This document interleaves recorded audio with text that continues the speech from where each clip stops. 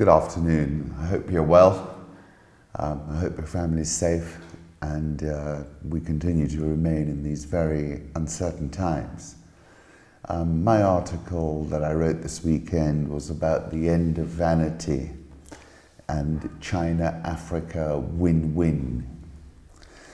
As I write this on the Sunday afternoon, quarantined in my house on the outskirts of Nairobi, and I imagine the past because where I reside was once a coffee farm. And as an aside, coffee prices have been on a roll as we all quaff more caffeine in a desperate desire to get some type of fix in this new lockdown world of ours. In fact, if you look at the chart, coffee prices have been the best performing prices this year since the impact of the COVID-19 outbreak. Of course, crude oil has been the worst, and we talked about that before. On a personal note, my dreams have become so vivid, and I can only imagine it's because of the cups of coffee I'm now drinking.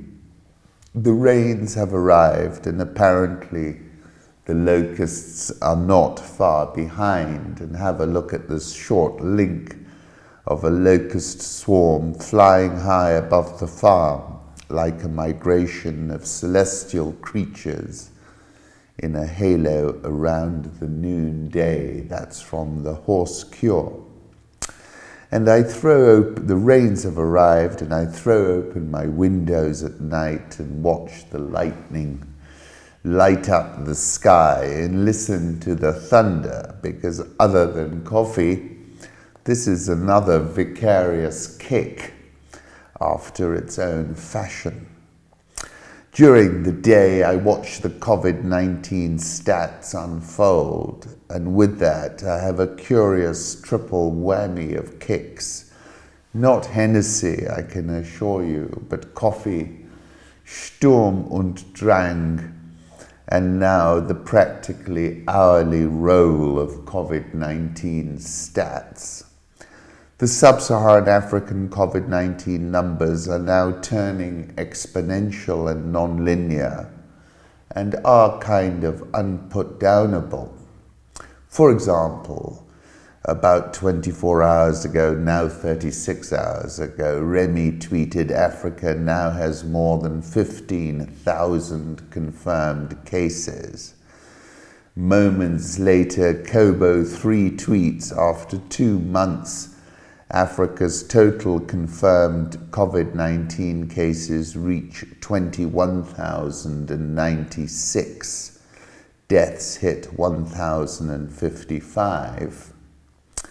Coronavirus cases in Africa could shoot up from thousands now to 10 million within 3 or 6 months, according to very provisional modeling a regional World Health Organization official said on Thursday last week.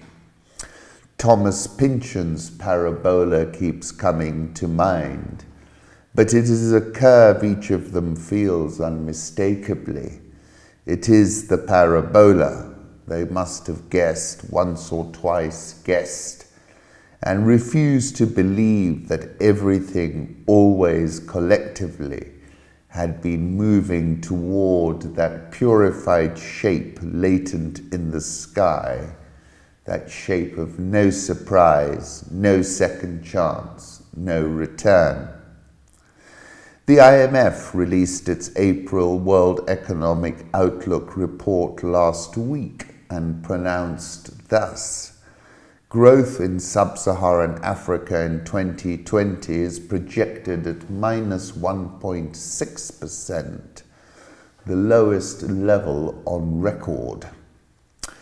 Paul Wallace tweeted, "Here are the IMF's GDP growth projections for sub-Saharan Africa in 2020. And here is the image he tweeted. Personally, I thought the GDP projections for both 2020 and 2021 a little bright-eyed and bushy-tailed. Uganda, Ethiopia, Senegal, Ivory Coast, Tanzania, Ghana, Mali, Kenya, Madagascar are all expected to post positive growth this year by the IMF. Essentially, I think, from east to west, from south to north, we're going to have negative GDP numbers. The policy priority is to ramp up health capacity and spending to save lives and contain the virus outbreak, said the IMF. Gita Gopinath quite correctly said the courageous actions of doctors and nurses need to be matched by policymakers all over the world so we can jointly overcome this COVID-19 pandemic crisis. And, you know, when I hear about the number of health workers at the front line who are not properly protected, it's really quite frightening and horrifying that they are being sent into battle ill-equipped. It's like the charge of a light brigade. As I've said previously, the virus is not correlated to endogenous market dynamics, but is an exogenous uncertainty that remains unresolved until now. The IMF report continues, among the sub-Saharan African region's key trading partners, the euro area is expected to contract from 1.2% in 2019 to minus 7.5% in 2020, and growth in China is to slow considerably from 6.1% to 1.2%. Financial markets in sub-Saharan Africa have also come under pressure. Sovereign spreads in the region have increased by about 700 basis points since February 2020, reaching all-time highs, with the largest rise seen in oil exporters, and that story is continuing to unravel. I saw that the front month is now trading at $17 a barrel. Here in this figure 1.2, you see sub-Saharan Africa emerging market bond index spreads. The Eurobond market, where there's about $104 billion of issuance, is now shut for the foreseeable future for sub-Saharan African sovereigns. Large capital outflows have also been recorded from the region's frontier and emerging markets, as you can see in this pictorial from the IMF. South Africa, naturally being a very open economy, has suffered the most, in about 0.7% of 2020 GDP. Sub-Saharan African currencies have been slammed, with few exceptions. The Zambian kwacha, most of all, the rand, the Nigerian naira is currently holding by its fingernails, but it will have to be adjusted. And it reminded me of a tweet. Somebody said, today the streets of Venezuela are covered with cash.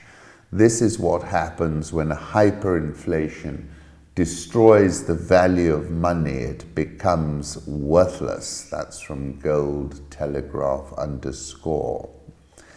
Whichever way you care to slice and dice it, Africa is now teetering. Let's turn now to the defining engagement of the last 2 decades for sub-Saharan Africa. That's the sub-Saharan Africa and China relationship. I've always enjoyed the study of linguistics since the time I discovered Noam Chomsky. And the entire China-Africa relationship has been an extraordinary exercise in narrative framing and linguistic control, accompanied by a chorus of party hacks, chirruping hosannas at every turn, amplifying largely meaningless feel-good phrases, artfully placed in the mouths of our politicians and our newspapers, It really has been a remarkable framing exercise. I reference excerpts from China President Xi Jinping's speech at the opening ceremony of the 2018 FOCAC Beijing Summit. And he started thus: September has just set in Beijing, bringing with it refreshing breeze and picturesque autumn scenery. And we are so delighted to have all of you with us, friends, both old and new, in this lovely season for the reunion of the China-Africa big family at the 2018 Beijing Summit of the Forum on China-Africa Cooperation. This great continent is full of hope that China-Africa friendship and cooperation have broad vistas, and that China-Africa can forge an even stronger, comprehensive, strategic and cooperative partnership. Only with deep roots can a tree yield rich fruit. Only filled with oil can a lamp burn brightly. Path of win-win cooperation. China values sincerity, friendship and equality in pursuing cooperation. The over 1.3 billion Chinese people have been with the over 1.2 billion African people in pursuing a shared future. We respect Africa, love Africa and support Africa. We follow a 5-no approach in our relations with Africa. Matters regarding Africa for China, we are always Africa's good friend, good partner and good brother. No one could undermine the great unity between the Chinese people and the African people. It is for both China and Africa to pursue win-win cooperation and common development.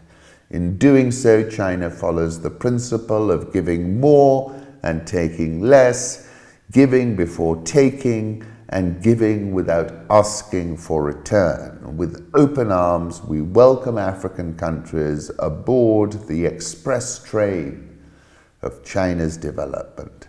No one could hold back the Chinese people or the African people as we march toward rejuvenation. Ultimately, it is for the people of China and Africa to judge the performance of China-Africa cooperation. No one could deny the remarkable achievements made in China-Africa cooperation, not with their assumption or imagination. On the other hand, we also face challenges unseen before. Hegemony and power politics persist. Protectionism and unilateralism are mounting. War, conflicts, terrorism, famine, and interestingly, epidemics continue to plague us. To quote a Chinese saying, the ocean is vast because it rejects no rivers. China, the world's largest developing country in Africa, the continent with the largest number of developing countries, have long formed a community with a shared future. Together we could make Africa, China, beautiful places for people to live in harmony with nature. Interestingly, at that 2018 FOCAC meeting, Xi Jinping also delivered a thinly veiled warning. He said, funds for Africa are not for vanity projects, and a lot of our African leaders did not take notes, and that warning, I think, was missed. And what I'm talking about is the China emerging markets, frontier markets, feedback loop phenomenon.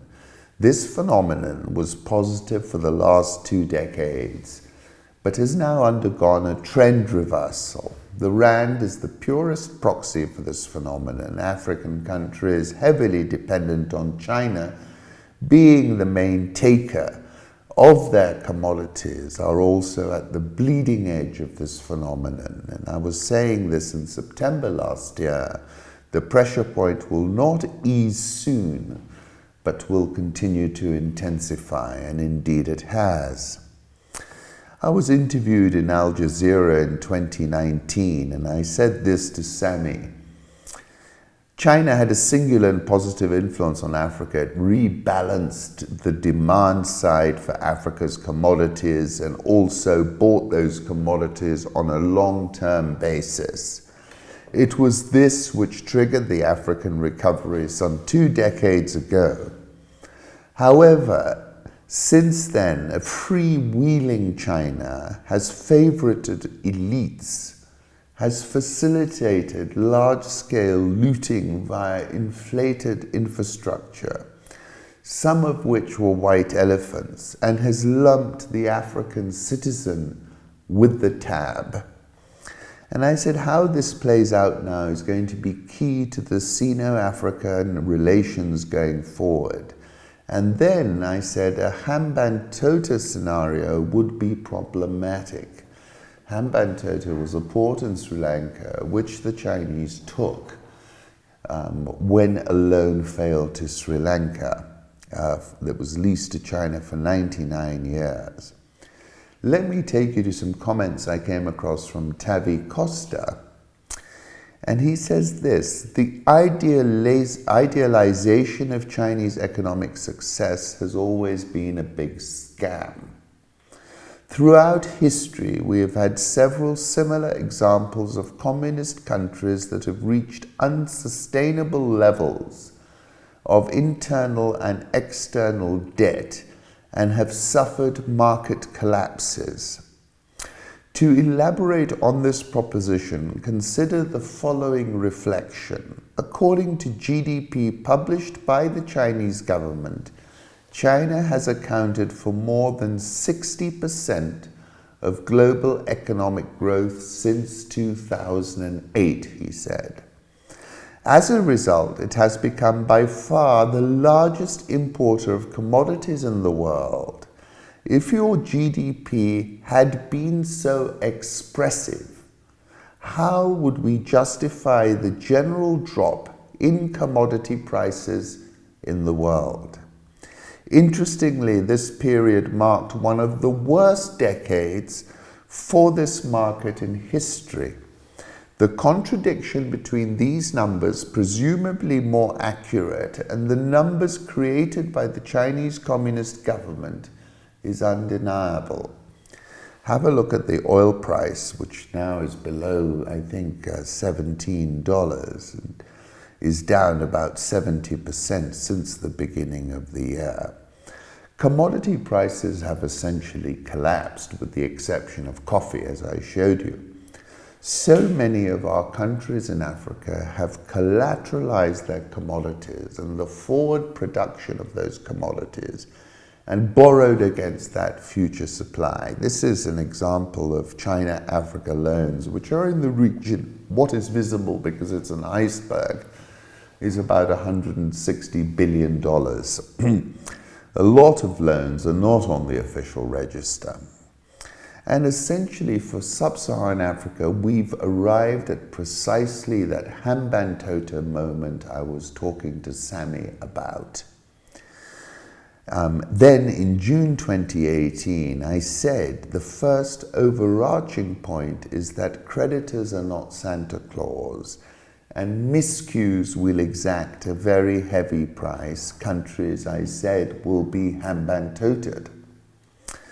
The Wall Street Journal is reporting that some African governments who are already bilaterally petitioning China for relief say Chinese envoys are citing provisions in loan agreements that would transfer collateral, in some cases strategic state assets, into Beijing's hands.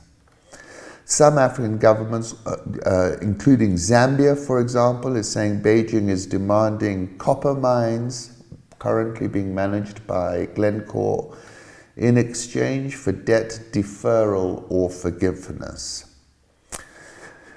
And this symptom, where African governments pledge state assets, is a symptom of the disease of the negotiations that were conducted between governments and Beijing, seriously, egregiously disadvantaging African countries, in part because there were large brokerage payments that people were keener on than protection of the national interest. Basically, China now has an option to buy strategic sub-Saharan African assets at fire sale prices. In an interview last year, the World Bank's David Malpass cited liens against Angola's oil revenues associated with Chinese debt that were hidden by non-disclosure agreements, and these were convenient for politicians and contractors. He's identified precisely the problem. Let the people of the country see what the terms of the debt are as their government makes commitments, and it's still not clear and transparent what some of these terms are. The terms of these debts are hidden precisely because they are so egregious. And this is now precisely the point we've arrived at. And on top of that, China is now facing a rebellion at ground level, which a lot of people are calling a public relations problem, but it appears to be far more than that. And essentially, I think it is a political crisis. Here is a graphic example of how China is now blaming COVID-19 on black Africans. A black woman is flatly refused entry to a shopping center, while her white friend is told she can pass. Both women leave in disgust. That's from Dave Greenwich 57. This cannot be allowed to go on. African Union must act now. That's from Nepetin, showing a poster saying no African Negro tenants allowed. There are literally hundreds of stories like this on social media. Privileged pro-China African elites who are trying to defend the Chinese position are seeing their bona fides being shredded in real time. The entire win-win narrative paraphernalia is also being shredded as we speak. In the Washington Post, Ezekwesili has said China must pay reparations to Africa for its coronavirus failures. COVID-19 pandemic has dealt a severe injury to Africa's development prospects and worsened the conditions of its poor and vulnerable. Although there are calls for voluntary international aid to support the continent during this difficult time, this is far from the best solution. So let me conclude by saying this is now a multi-dimensional political crisis. China has all the cards, and they were given those cards for the equivalent of the trinkets that many of our tribal leaders received all those years ago. Thank you for listening.